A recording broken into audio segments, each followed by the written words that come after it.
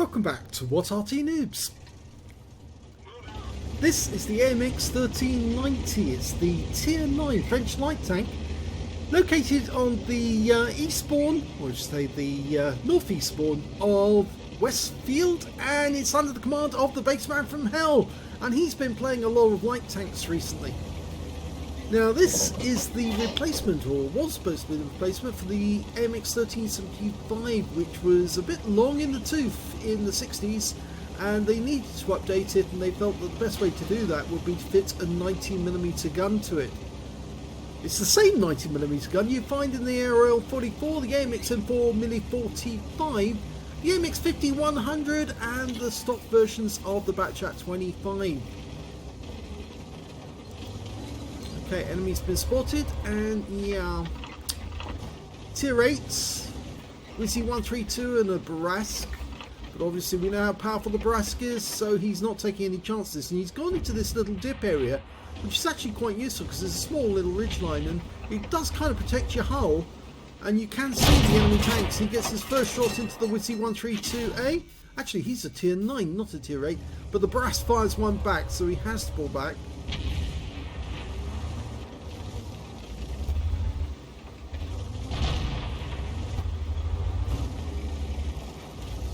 To get to the right position so he can get a shot. Here comes the Barask. Yeah, that's better. That teaches him a lesson. He was spotted though, because he was just way too close to the bushes, and the Barask is coming around to try and get some revenge, and you can't see him anymore.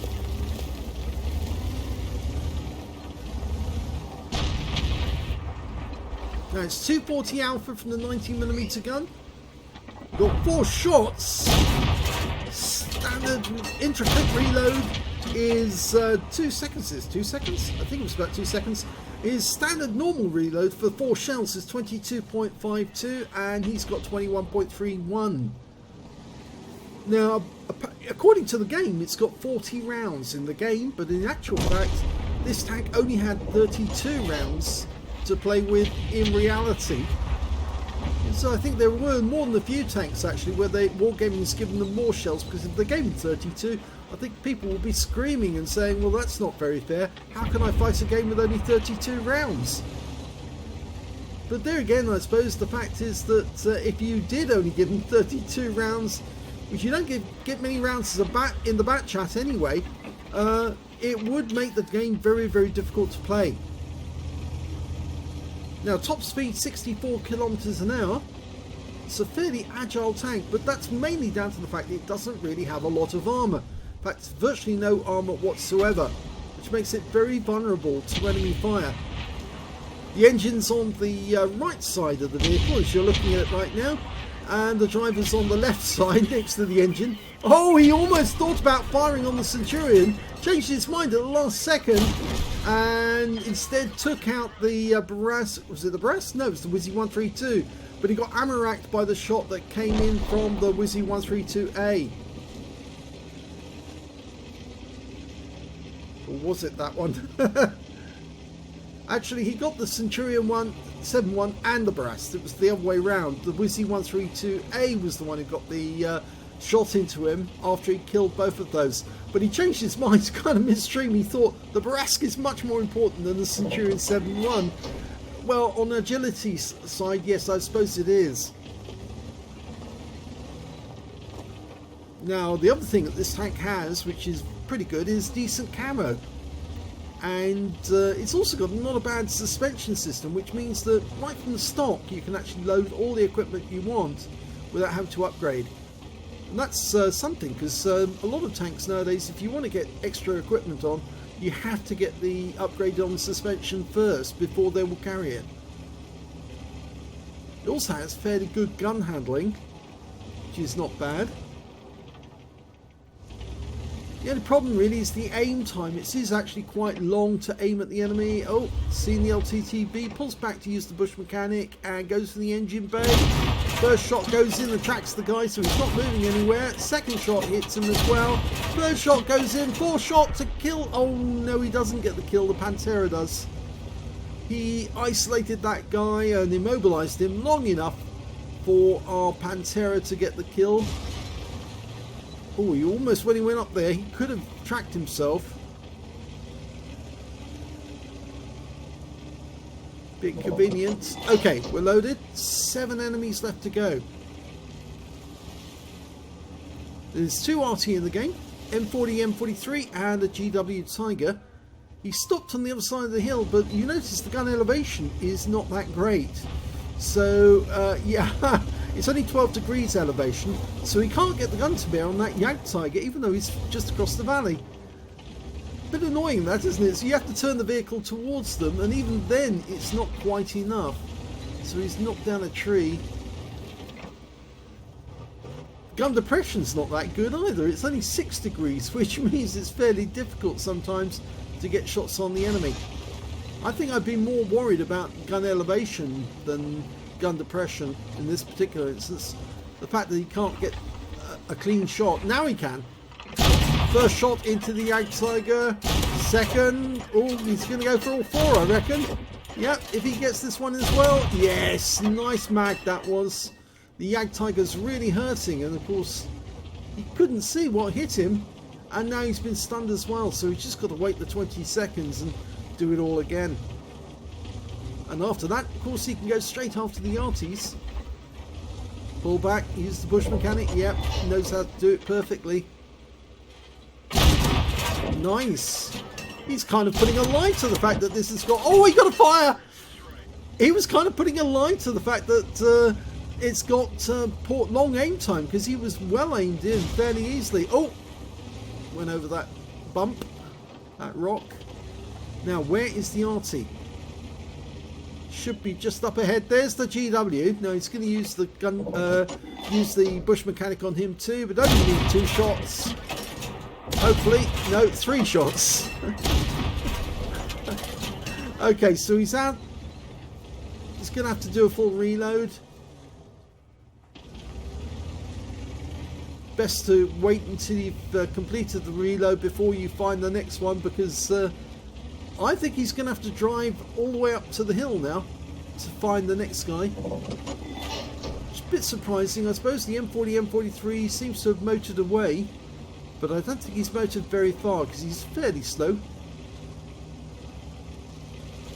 He'll be in the bushes up here. And he might have the SU-130 PM for company. Tree knocked down there.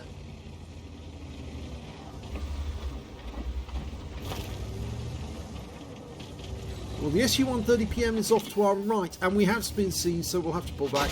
Ow. Yeah, that's what I was worried about. You lose a lot of hit points from an SU-130 PM. He's now down to 12. He can't afford to take another hit. If he does, he'll be out the game.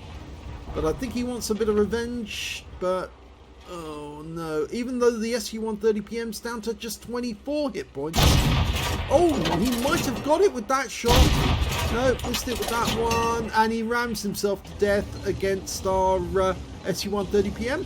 Which means now he's popped his reload to get enough shells in. And I think he's going to try and find the Arty, who moved a long way up. I'm very surprised that he's done that, but he needs to make sure he doesn't get seen by that Striv, because he will be taken out very, very quickly if he does. He could get this guy with 2 shots. Oh, we only need 1 in the end. And he's potentially got a high caliber. And somebody's offered to platoon with him. And there goes the M40, M43. And somebody exploded.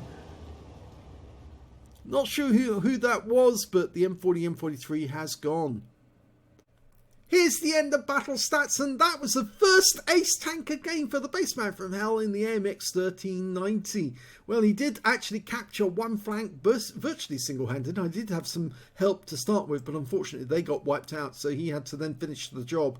5 for effect for doing more damage than hit points for his own vehicle. A fighter badge for getting at least 4 kills. He got 4 exactly. Arsonist, because he set light to the Jag Tiger and watched it burn. You got a spotter badge for spotting at least 1,000 hit points of damage. Master Gunner for getting 5 armor penetrating shots in a row. A Bruiser Medal for getting at least 5 critical hits in the game. He actually ended up with 5 exactly. He got a Brothers in Arms because he platooned with somebody else who had at least 3 kills. A High Caliber for dealing the most damage in the game, and a Tanker Sniper for doing the most damage at a distance of 300 meters or more. His win rate from the battle was 12,857, which is a very good score indeed. Let's have a look at team score. Well, there you go, top of the table with 4,121 hit points. The next high scorer being the SU-130PM, who hit him for a lot with 3,723, and the third highest damage was the Emil 2 on the enemy team with 2,848. When it came to kills, he shared the top spot with the Emil 2. Both had 4 kills apiece. 3 kills went to the T95 and the SU-130PM on his own team. The SU-130 picked up a Brothers in Arms, that was his platoon mate. And 2 kills went to the SU-130PM on the enemy team and the Pantera on his own team. When it came to base XP, he's got the top on that one as well. So he's got the top in all 3 columns. 1,354 went to the Bassman, 939 to the KV4, 824 went to the Pantera. He fired 21 rounds, got 19 direct hits and 19 penetrations. Damage of 4,121 hit points, of which 1,386 were at more than 300 meters. I think some of those were the shots he fired on the Jagdtiger using the bushes. 3 hits received from the enemy, 3 penetrations. Yes, he got hit by the Barask. He got hit by the Wizzy 132A, and he also got hit 1 shot by the SU-130PM, I'm afraid. 4 enemy vehicles spotted, 7 enemy vehicles damaged, 4 killed, and 1,194 hit points of spotting assist. He earned 59,678 credits from the game, 29,839 from personal reserves, and 50,000 for completing a mission, total 139,516. After repair, ammunition, resupply and consumables, he took away a profit of 77,777. 2,031 XP times 2 for the first victory took away 4,062 experience points altogether. I'm surprised it took him this long to get the AMX 1390, because I've known he's been playing this tank for a long time, but I didn't realise he hadn't aced it. He has sent us in replays of the AMX 1390 and he was performing extremely well, getting ace tankers, top guns, you name it. But well, not ace tankers, high calibers and top guns. But this was the first ace tanker, which is a bit of a surprise. So congratulations to Bassman for finally breaking his duck on the ace. And a very, very interesting battle to get the ace on as well. And just goes to show that this is still a very versatile tank. And with that 90mm gun, it's pretty effective. Just need to remember, it's not very heavily armoured. Which means that if the enemy does shoot at you, there's a pretty good chance they're going to penetrate you unless their aim is so poor that they hit the tracks. So if you enjoyed this replay, please give this video a like, do subscribe to our channel, leave a little comment down below because it feeds the algorithm.